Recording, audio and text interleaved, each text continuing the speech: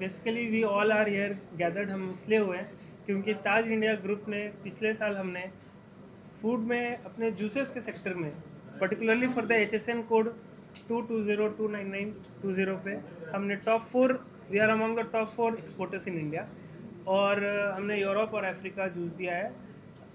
Next, अगर हम अपने प्रोडक्ट कैटेगरी के बारे में बात करें तो 5 कैटेगरीज में हमारे पास 300+ प्रोडक्ट्स हैं, स्केलिंग फ्रॉम स्पाइसेस टू नमकीन, बेकरी प्रोडक्ट्स, बेवरेजेस। सो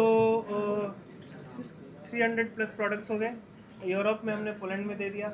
और नेक्स्ट हमारा जो विज़न है जिस पे हम काम करना चाहते हैं, me and my partner mister Harpreet Singh, there in Poland, हमारा है कि हम एक फूड पार्क लगाना चाहते हैं, और फूड पार्क में हमारी खुद की अपनी मैन्युफैक्चरिंग यूनिट हो, हर कैटेगरी के प्रोडक्ट के लिए अपनी अपनी एक इंडिविजुअल मैन्युफैक्चरिंग यूनिट हो, सो दैट जो हमारा कमिंग डिमांड है उसको हम फुलफ़िल कर पाएँ, और इंडिया में जो लोग लोकल लोग हैं उनको एम्पावरमेंट और जॉब हम जनरेट करके दे पाएँ। ये हमारा विज़न है, Indian authenticity but connecting global, this is what we are aiming for, और हम उस तरफ ही बढ़ना चाहते हैं। और क्या यूएसपी है आपके प्रोडक्ट्स की, उसके बारे में भी कुछ So, बताइए, कैसे ये अलग करते हैं सारे? हमारे सारे प्रोडक्ट्स जो हैं वो यूरोपियन बेस्ड स्टैंडर्ड पे बने हुए हैं, बिकॉज हमने पहला अपना जो बिज़नेस स्टार्ट किया वो यूरोप के लिए करा, तो यूरोपियन स्टैंडर्ड के बेंचमार्क पे बना हुआ है। तो जो भी फूड के क्लासेस हैं, प्रिजर्वेटिव्स के क्लासेस जो हम भी यूज़ करते हैं, वो उनके गाइडलाइंस के हिसाब से है, और जो यूरोपियन स्टैंडर्ड है वो उच्चतम दर्जे का उनका स्टैंडर्ड बना हुआ है। तो बाय डिफ़ॉल्ट ही हमारा जो प्रोडक्ट का स्टैंडर्ड क्वालिटी होता है वो अपग्रेड हो जाता है। प्लस हम जो भी प्रोडक्ट्स यूज़ करते हैं वो जेन्युइनली इंडिया में ही जो सोर्स किए हुए प्रोडक्ट्स हैं, हम बाहर से कोई प्रोडक्ट लेते नहीं हैं, और उसको ही यूज़ करते हैं और उससे हम अपना प्रोडक्ट बनाते हैं। प्रोडक्ट की क्वालिटी ये बोले तो जूस के बारे में अगर मैं बोलूँ तो हमारा पल्प बेस्ड जूसेस है, वी डोंट यूज़ कॉन्सनट्रेट्स, हम कॉन्सनट्रेट्स यूज़ नहीं करते। हैंडमेड बिस्किट्स हैं, हम जो भी ऑयल यूज़ करते हैं सब इंडिया में ही सोर्स किए हुए हाई क्वालिटी प्रोडक्ट्स हम बिल्ड करते हैं। आपने जब शुरुआत की थी क्या क्या चैलेंजेस आए थे उसके बारे में मुझे? So when we started, challenges तो बहुत थे, लेकिन चैलेंज एक ऐसी चीज़ है जब तक हम उसे पार नहीं करेंगे, हम आगे जो हम बढ़ना चाहते हो, तो हर काम में चैलेंज है। आज मैं यहाँ आया, बारिश इतनी हो रही है, ये भी चैलेंज था, बट सबको हम यहाँ आ गए। सो इस तरह से हमारी जर्नी स्टार्ट हुई। एक्सपोर्ट करना था तो एक्सपोर्ट का कोई आइडिया नहीं था, but government, thanks to government, उन्होंने जो पॉलिसीज़ बिल्ड करी है उससे हमें बहुत हेल्प हुआ। आगे भी हम जो प्रोजेक्ट का प्लान कर रहे हैं टू मेक एटलीस्ट कि एक हमारा अपना मिनी फूड पार्क तो हम बना पाएँ। 50 करोड़ का हमारा ये प्रोजेक्ट है, तो उसमें गवर्नमेंट की सब्सिडीज़ पे भी हमारे बात चल रहा है। उनका जो गाइडलाइंस है और जो उनके रूल्स रेगुलेशन है, उनको हम अगर मीट करते हैं तो दे हैव एश्योर्ड अस कि हमें उनका हेल्प मिलेगा। और गवर्नमेंट की तरफ से जैसे आपने बताया कि क्या क्या मतलब कितना इजी हुआ ये प्रोसेस आपको? अगर मैं ईजीनेस पे बोलूँ तो अगर जो डॉक्यूमेंटेशन का प्रोसेस है किसी न्यू कमर के लिए, हमें कोई ऑफिस जाना नहीं पड़ा मुझको। अगर इंपोर्ट एक्सपोर्ट का लाइसेंस चाहिए, ऑनलाइन पोर्टल पे आपके लिए अवेलेबल है। प्लस क्लियरेंस का काम ऑनलाइन हो जाता है, सब कुछ हमें डिटेल मिल जाता है। एपेडा के वेबसाइट पे मुझे कनेक्ट मिल जाता है कि कोई ऐसा बायर चाहिए, because a newcomer, what we need is the new business. हमें नया बिजनेस चाहिए, नए लोग चाहिए जिनसे हम कनेक्ट कर पाएँ। तो उसके लिए एक ऑथेंटिक प्लेटफॉर्म गवर्नमेंट ने अच्छा बिल्ड किया हुआ है जहाँ पे हम कनेक्ट हो सकते हैं एपेडा का, उससे भी हमें बहुत हेल्प मिलता है। इन प्रोडक्ट्स के अलावा और कुछ प्लानिंग है, और कुछ एड-ऑन्स आ रहे हैं या कुछ यूनिक लेके आओगे? हाँ, हमारे पास जो अभी कमिंग अपलाइन प्रोडक्ट्स हैं जिस पे हम वर्क कर रहे हैं वो है इंडिया का स्पेशल टी, जो इंडिया में ही सोर्स होता है और हम उसको एक्सपोर्ट करना चाहते हैं, बाहर के विदेश के देशों में देना चाहते हैं।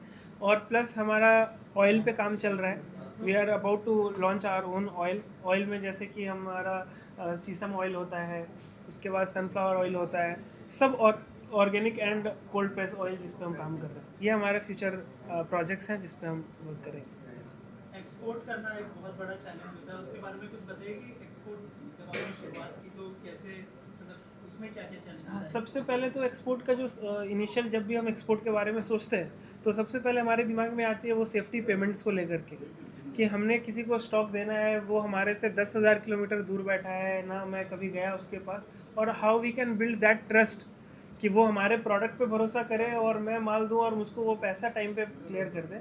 इसके लिए गवर्नमेंट ने बहुत अच्छा सेटअप बनाया हुआ है, जहाँ पे बैंक को गारंटी मिल जाती है बीच में, और गवर्नमेंट के कुछ कम्युनिटीज़ बने हुए हैं पोर्टल, जहाँ पे जिनके थ्रू अगर हम डील करते हैं तो गवर्नमेंट टेक्स द रिस्पॉन्सिबिलिटी कि आपका पैसा कुछ होता है तो वो फिर उसके आगे उस पर काम करती है। तो ये एक तो ये चैलेंज हमने फेस करा। दूसरा जो चैलेंज हमें आता है इसमें वो ये है कि फॉर अस एक्सपोर्ट करने के लिए आपको क्या चाहिए कि सारे लाइसेंसेस, क्लियरेंस, ये सारा डॉक्यूमेंटेशन आपके पास होना चाहिए। तो इसका नॉलेज गैदर करने के लिए इस पर कैसे काम कर सकते हैं, यहाँ पे भी गवर्नमेंट ने अच्छा काम किया हुआ है, पोर्टल्स बनाए हुए हैं जहाँ से आप नॉलेज ले सकते हैं। यूट्यूब पे नॉलेज अवेलेबल है, प्लस एजेंसीज़ हैं जो सपोर्ट करती हैं इस चीज़ को। आपने जितने भी प्रोडक्ट्स हैं आपने बताया कि सब एक्सपोर्ट होते हैं, तो जिन कंट्रीज में एक्सपोर्ट होता है तो वहाँ से जब आपको फीडबैक मिलता है वो कंट्रीज और लोगों का, तो ऐसे कौन से प्रोडक्ट्स हैं जिसपे अच्छे फीडबैक्स आपको मिलते हैं जिससे आपका मनोबल और बढ़ता है कि हम और आगे कर सकते हैं? बहुत अच्छा क्वेश्चन किया आपने। अभी रिसेंट में हमारा जो जूस है, अफ्रीका एक ऐसी कंट्री है जिसे हम थोड़ा अंडर एस्टिमेट करके चलते हैं ना, कि हाई क्वालिटी यूरोपियन प्रोडक्ट, वहाँ तो लोकल सोर्स होता होगा। बट मैं अपने प्रोडक्ट की बात बताऊँ, हमारा ये जो बॉटल है 1 लीटर का, ये इसलिए ज़्यादा चल रहा है, एक कंटेनर खाली हो गया, बिकॉज ये जो बॉटल की जो क्वालिटी है, लोग फ्रिज में पानी भर के रखने के लिए यूज़ कर रहे हैं। मतलब वहाँ पर कोई ऐसा ब्रांड नहीं है जो इतने अच्छे क्वालिटी का इस रेट पे क्वालिटी प्रोडक्ट दे रहा है बॉटल, कि वो रीयूजेबल हो। तो ऐसी ऐसी छोटी छोटी चीज़ें मैं फीडबैक के लिए बोल रहा हूँ जो आपको नहीं पता होता है, बट आप when you work on the quality तो वो लोगों को समझ में आ जाती है चीज़। वो प्रोडक्ट देखते ही, छूते ही, फील होते ही समझ में आता है कि they have worked on the quality of the product. तो ये फीडबैक हमारा उधर से। सो इंटरनेशनल मार्केट में आपके प्रोडक्ट्स जैसे जाते हैं वहाँ Yes. पे खुद के उनके बिजनेस है, बहुत से प्रोडक्ट्स हैं, तो अपना प्रोडक्ट्स क्या प्राइस रेंज के बेस से लोग चूज करते हैं या क्या उस मार्केट Reason. तो ये स्पेशली Right, right. इंटरनेशनल हम क्या बात कर रहे Right, हैं right. वहाँ पर क्या चीज़ में अपना प्रोडक्ट आगे रखो, हाँ, उसमें ऐसी okay. क्या चीज़ें हैं? So to be very honest, export की अगर मैं बाहर का डायनेमिक्स बताऊँ तो मेजर प्रोडक्ट्स इंडियन कम्युनिटी के लिए है हमारे पास, फर्स्ट ऑफ ऑल। तो जो इंडियन कम्युनिटी के लोग हैं उनके साथ क्या है कि दे आर लाइक कि जो ब्रांड है जो ऑलरेडी वो खाते हैं उसको वो प्रेफर करते हैं, बट एवरीबडी नीड्स न्यू। और क्वालिटी चूँकि हमारी अच्छी है तो पिक करने तक का ही चैलेंज है, but once they pick it up तो वो रेगुलर रिपीट यूज़ में आता है, और that's how we are slow growing, but हमारा रिपीट रेट्स बहुत अच्छा है प्रोडक्ट का। एक बार कोई घर लेकर के जा रहा है तो वो वापस से रिपीट में बोल रहा है कि हमें ये प्रोडक्ट चाहिए आपको।